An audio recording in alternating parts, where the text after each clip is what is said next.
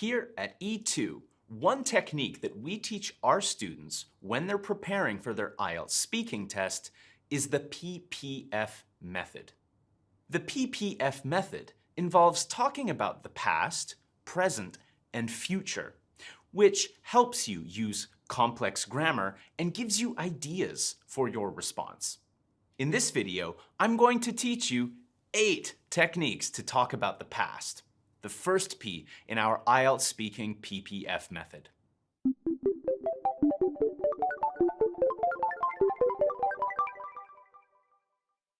Now, one of the main criteria for IELTS speaking is that you develop your ideas.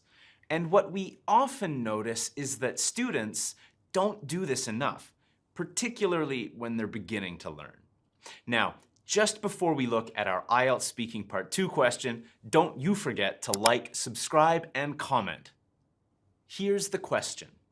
You need to describe a movie you enjoyed recently.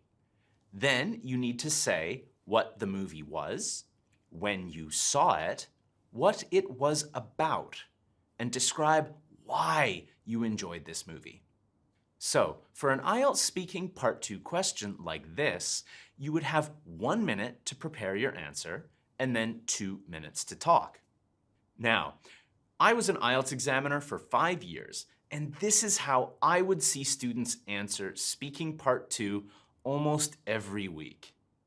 So I'm going to describe a movie I enjoyed recently. The movie is called Toy Story 3, and I saw it a few weeks ago. And it's about toys that are alive. And I liked it because... Okay, please stop.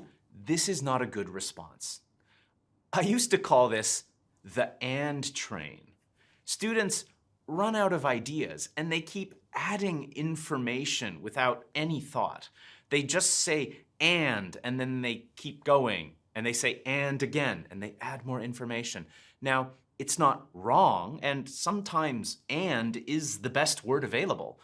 But if you're aiming for 6, 7, or higher, you will need more than this one word. But don't worry, in this video, I'm going to teach you a few ways to avoid the and train and get a higher score. The first technique is start with a time intro. A lot of IELTS students will start like this. I'm going to talk about a movie that I enjoyed recently. The movie is called Toy Story 3.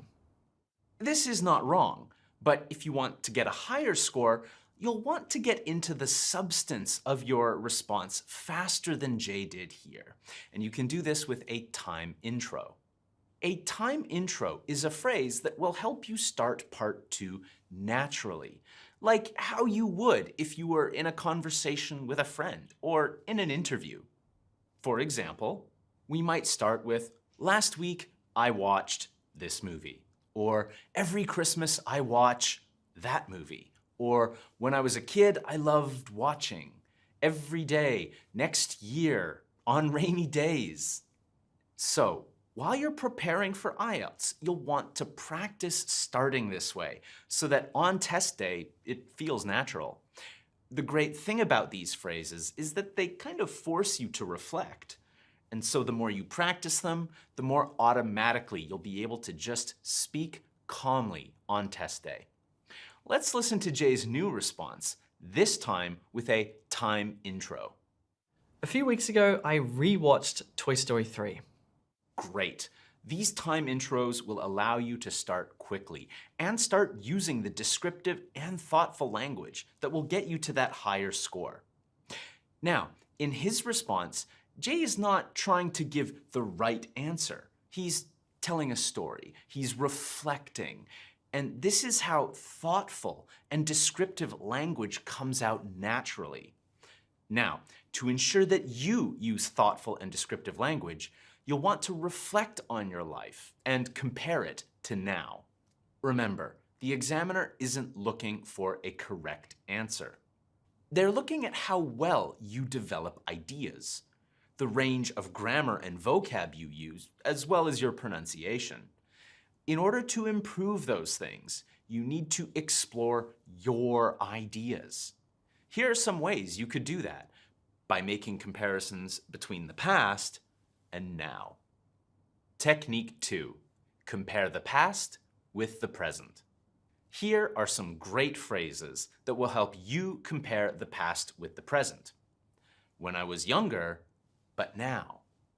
Last year, but now. When I was in high school, but now. When I lived in Canada or India or France, but now. Let's see how Jay responds by comparing the past to the present.